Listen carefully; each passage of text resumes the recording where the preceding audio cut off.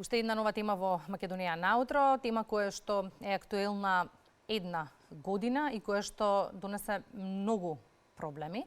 Ден пред годишнината од почетокот на руско-украинскиот конфликт анализираме колку човечки животи можеше да заштеди разумниот диалог на маса помеѓу Русија и Украина и зошто поразителните статистики на загинати и повредени не се доволен аларм за властите да седнат и да разговараат. Меѓу другото, какви глобални последици донесе воениот конфликт? Тема на анализа со професор доктор Никола Дуевски, декан на Факултетот за безбедност. Добро утро, професор, и добре ни дојдовте. Добро утро, благодарам, поздрав за вас и за гледачите. Со првото прашање ќе ве вратам една година наназад, на денешен датум, кога наголемо се зборуваше за можен воен напад на руски воен напад на Украина и кога никој од нас не веруваше, освен веројатно според последната изјава генералниот секретар на НАТО Столтенберг, кој што пред некој ден изјави: легнав на 23 да спијам знаејќи дека во утринските часови ќе ме разбудат лоши вести. Но јас се сеќавам дека на овој датум ние бевме заедно во студиото и анализиравме што би се случило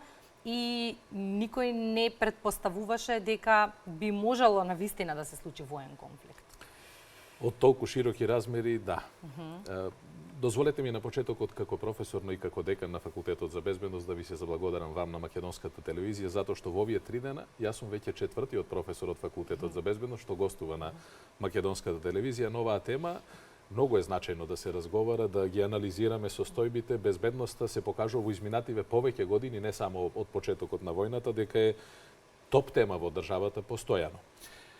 Во оваа година се покажува дека за жал не ги учиме грешките од историјата.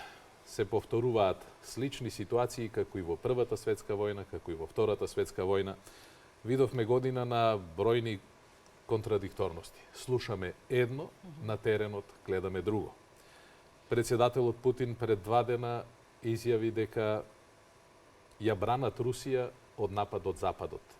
Ако се вратиме 100 години наназад, од прилика слично било и во почетокот на Првата светска војна, речи си идентичен говор како Путинот завчер одржал Хитлер пред почетокот на Втората светска војна или во онаа прва година од нападот врз Полска.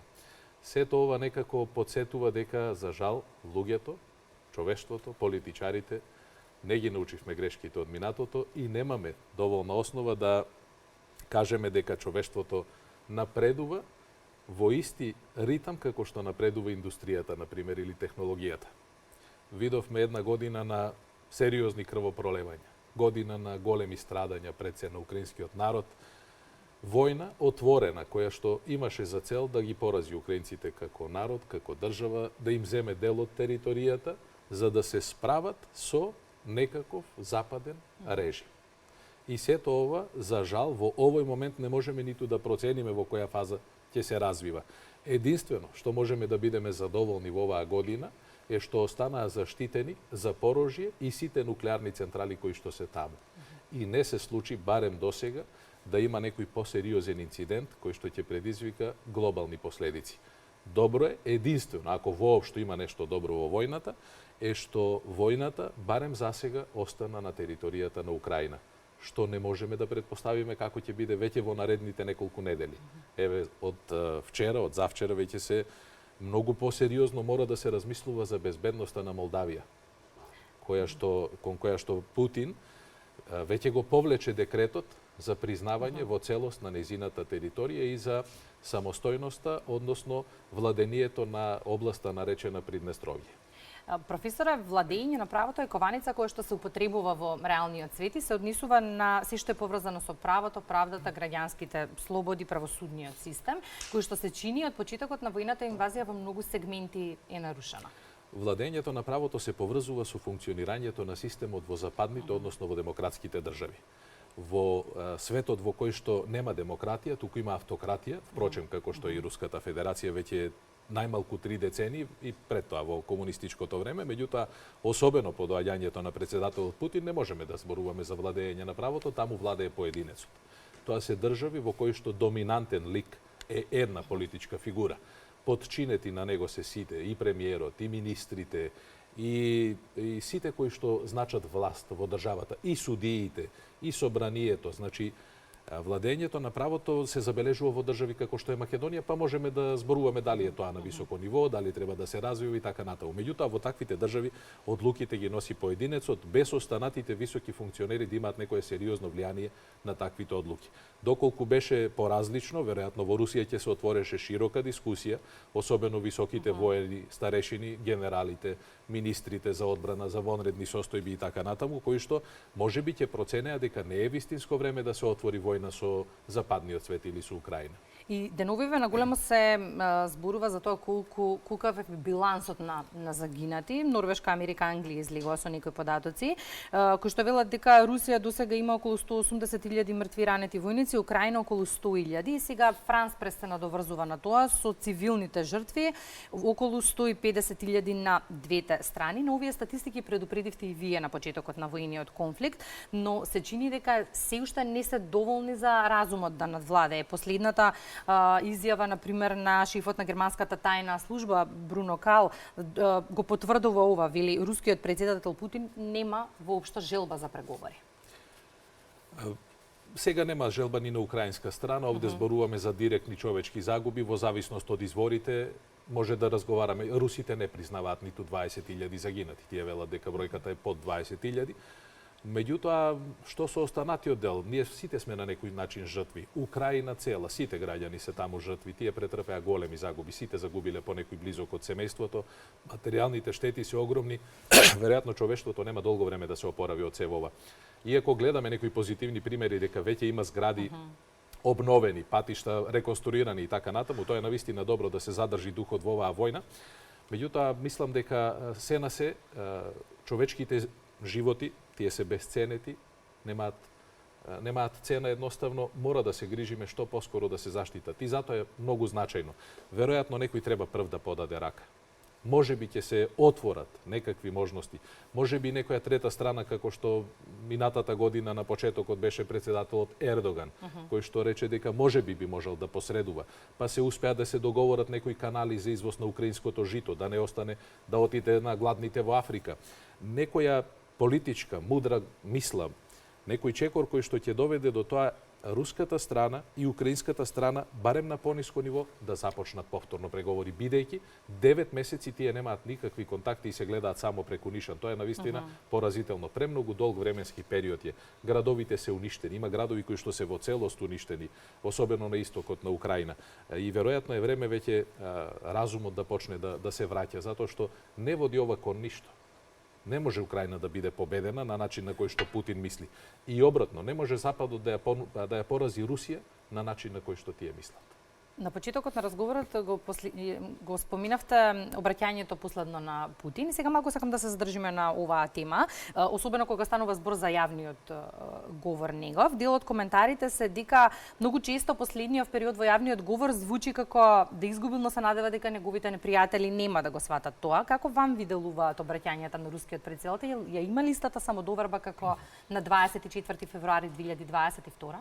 За мене е веројатно многу поважно да се анализираат во исто време говорите на Путин во Москва и на Бајден во Варшава. Или да се види разликата помеѓу руската страна и целиот демократски свет. Путинот поодамна делува како да ја изгубил реалноста пред своите очи. За жал, и тој живее во еден многу тежок период. За него, секој загубен руски војник е пораз. А тоа се случува. Зошто? Бидејќи тој до минатата година сите бевме уверени дека ја води најсилната армија во светот, или барем армијата која што може да се носи со армија на Украина, 10 или 15 пати помалу бројна од руската армија. Сега се гледа дека неговите генерали всушност биле дел од корумпираната руска администрација, дека воената машинерија на Руската Федерација не функционира на соодветен начин. Фактот дека им се потребни паравоени формации, како што е формацијата на Пригожин, кои што активно учествуваат во некои делови, дури и доминантно во однос на руската армија, говори за тоа дека во Руската Федерација нема единство. Не се знае патот. Дури има од вчера информации дека овие групи паравоени сериозно се спротивставуваат на идеите на генералите и на начинот на кој што тие водат војната во Украина. Еден ден тоа може да доведе до конфликт помеѓу нив самите, да станат завојувани страни таму и да имаат различни интереси.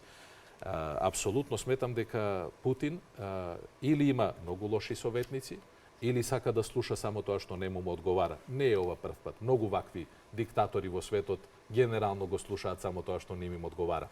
И од другата страна имаме токму во исто време посета на претседателот Бајден прво на Киев, а потоа во Варшава, каде што се сретна со многу лидери, меѓу кои со лидерите на претседателката на Молдавија, и кој што имаше еден говор кој што приличи за еден демократски свет. Говор во кој што имаше надеж и во кој што се кажа дека апсолутно не може да се толерира никаков друг погрешен чекор на Руската Федерација. И многу функционери на глобално ниво велат дека ова е пресвртна точка и дека мора да се стави крај во интерес на европската и глобална стабилност и безбедност. И тука сакам малку да предискутираме за нацрт резолуцијата на Обединетите нации која треба да се гласа на крајот на неделава. Киев побара поддршка, од друга страна Москва вели дека не е добра идеја.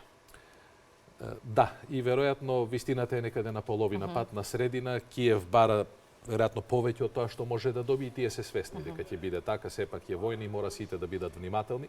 На крајот на криштата најмногу во оваа војна се погодени украинците, ние сите останати сме индиректни, ги чувствуваме индиректните последици. Меѓутоа добро и Обединетите нации да имаат малку подоминантна улога. Тие се сепак глобална организација, единствено таков вид која што обединува 200 држави во светот, некако до овој момент се сведе на Русија, Украина и веројатно делумно западниот свет представуван преку НАТО. Но за во оваа фаза тоа е се воената страна. На Обединетите нации може да им се припише и цивилна страна. И тие имаат во генералната работа на Обединетите нации се повеќе фази за градење на мир. И ајде да го искористиме и тоа искуство. Да се воспостави барем на одредена територија мирот и да почне да се гради отпорност на повторни судири на тоа подрачје, и може би тоа би било едно од решенијата. Украина веројатно би требало да прифати и малку помалку од тоа што побара, доколку тоа се е соодветно и за Русија. И може би така ќе почне конечно веќе да се решава. Навистина сме оптеретени, една година е премногу долг период. Ние далеку, сепак далеку, нели, и географски далеку од таму, сериозно веќе ги чувствуваме последиците од војната, а да не зборуваме за луѓето кои што се директно засегнати. И ќе се навратам повторно со следното прашање година наназад, кога зборувавме за можните последици од војниот конфликт. Ни наведовте неколку и сите тие ги живееме во пракса. Една од нив е хибридната војна, која што и на 23-ти, всушност на денешен ден, се случи и првиот напад на системот на банките во Македонија. Така некако и во пракса го доживеавме се во ова. Сега веќе е многу јасно дека ова е повторливо. Украинците живеа така речиси 7 години пред да бидат нападнати од Русија. Украинските училишта беа затварани по многу денови во годината. Нешто слично што се случува и на Балканот, за жал најмногу кај нас. Ние тоа го чувствуваме на еден многу посериозен начин. Вчера имаше за прв пат дојава и во детските градинки, дечиња на 2, 3, 4 годишна возраст се загрозени. Прашањето е многу сериозно. Ние сме навистина изложени, и тоа многу сериозно изложени на оваа хибридна војна која што се случува на глобално ниво. Зошто? Затоа што воопшто не е едноставно да се премости овој период. Знаете, веќе 30 на денови се изгубени во образовниот процес. Ќе мора да се најде начин на оноа минимум потребно ниво за да се дадат легитимни свидетелства на учениците во основното и во средното образование, а не знаеме како ќе продолжи понатаму. Добро е што до овој момент сите дојави за бомби се лажни. Добро е и тоа што Министерството за внатрешни работи успеа да ги лоцира оние 2-3 случаи кои што беа директно од Македонија и за кои што може лесно да се приберат докази, и тие случаи се веќе процесуирани. Не е добро тоа што технологијата отиде некако многу понапред и не можеме никако да дојдеме до вистинската адреса од каде што се праќаат овие закани. Меѓутоа, барем до овој момент, ми се чини дека изградивме капацитети за да се справуваме. Нема начин да се заштитиме во целост, нема апсолутна безбедност по однос на хибридните закани, меѓутоа се досега не се остави простор на оние кои што имаат задни намери да реализираат некаква поразлична цел. Министерството за внатрешни, иако со многу ограничени капацитети, сепак во релативно разумен временски период дава информации дека сите бомби се лажни, дека сите места се проверени.